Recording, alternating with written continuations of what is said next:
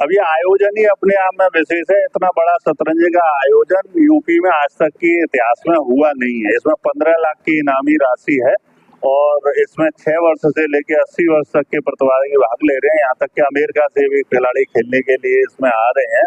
तो ये अपने आप में ही एक अनूठा कार्यक्रम है। नमस्कार, आप देख रहे हैं अपनी मथुरा न्यूज। जिस प्रकार से मथुरा एक ऐसी नगरी है जहां सभी प्रतिभाओं को उभारने का कार्य किया जाता है, तो उसी में जिस प्रकार से मथुरा में जो पुरानी परंपरागत रूप से शतरंज खेली जाती थी तो वह अब भी जीवित दिखाई देती है। तो उसी में अब मथुरा में एक इंटरनेशनल प्रोग्राम आयोजित किया जा रहा है जो कि 2 से 3 अगस्त को खेला जाएगा।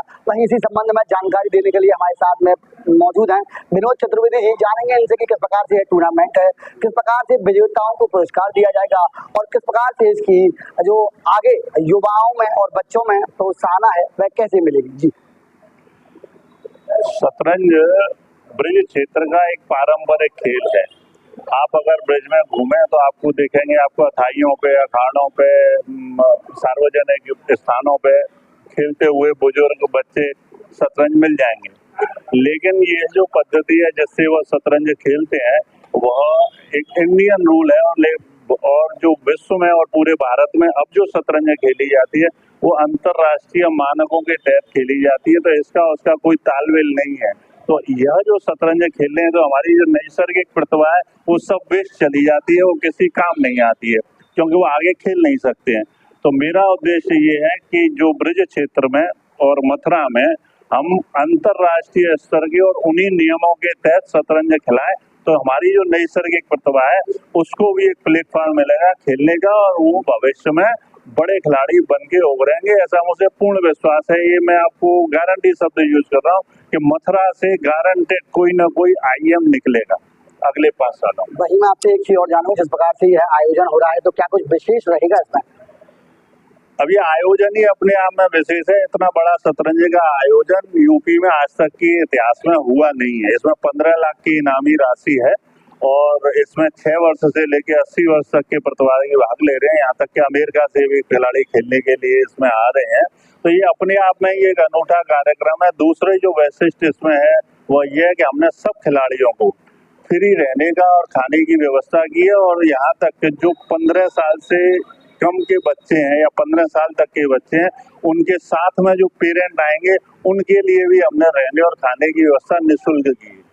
वहीं जिस प्रकार से आज का दौर चल रहा है जिसमें युवा और बच्चे पढ़ाई में लगे हुए हैं, तो उसी में जब ऐसी प्रतियोगिता आती हैं तो लोग चीज में इंटरेस्ट नहीं लेते। आप भी शतरंज के खिलाड़ी रह चुके हैं, तो क्या कुछ कहना चाहेंगे उनके लिए? ये बड़ी विडम्बना है। ये एक्चुअली आप इसको कह सकते हैं ये परिस्थिति जन्य समस्या है। आप बाहर जाइए और अगर आप देखेंगे किसी भी टूर्नामेंट को आप जाइए जो भारत में खेला जाता है शतरंज का, उसमें 60% बच्चे, मैं कह रहा हूँ 60% जो होते हैं खेलने वाले वो बच्चे होते हैं। 12 वर्ष के, 8 वर्ष के, 10 वर्ष के, 15 वर्ष के, केवल 40% खिलाड़ी बड़े होते हैं और जो प्रगति की संभावना है वो बड़ों में नहीं है, वो बच्चों में ही है। और इससे कोई नुकसान नहीं होता है, खेलने से विकास होता है। और जब आप खेलते हैं तो उस खेल से, और शतरंज एक ऐसा खेल है जो ये बौद्धिक खेल है, ये मानसिक खेल है, शारीरिक खेल नहीं है, ये मानसिक खेल है। तो जो पढ़ने वाले बच्चे हैं उनको तो विशेष रूप से शतरंज खेलना ही चाहिए, ऐसा मेरा दृढ़ मानना है।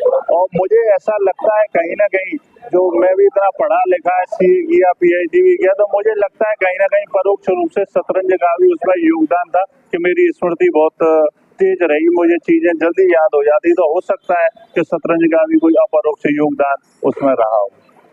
तो दर्शकों, जिस प्रकार से आपने सुना, ये थे हमारे साथ में विनोद चतुर्वेदी जी और इनके द्वारा कहा गया कि जिस प्रकार से वृंदावन में यह अद्वितीय शतरंज प्रतियोगिता हो रही है, यह यूपी में शायद पहली प्रतियोगिता है और ऐसी प्रतियोगिता इनका उद्देश्य है कि आगे भी हो। इनके द्वारा ये भी कहा गया कि जिस प्रकार से पूर्व में शतरंज एक विशेष महत्व रखता था और वह अब कहीं ना कहीं खत्म होता जा रहा है, तो उसके साथ में जो युवा हैं, जो बच्चे हैं, वह लगातार शतरंज के प्रति जागरूक हों, तो इसको लेकर इन्होंने ये प्रतियोगिता की है और आगे भी इनका ये कहना है कि ऐसी प्रतियोगिताएं होती रहेंगी। फिलहाल मैं अपने सहयोगी गोपाल चतुर्वेदी के साथ प्रतीक चतुर्वेदी अपनी मथुरा न्यूज़ के लिए।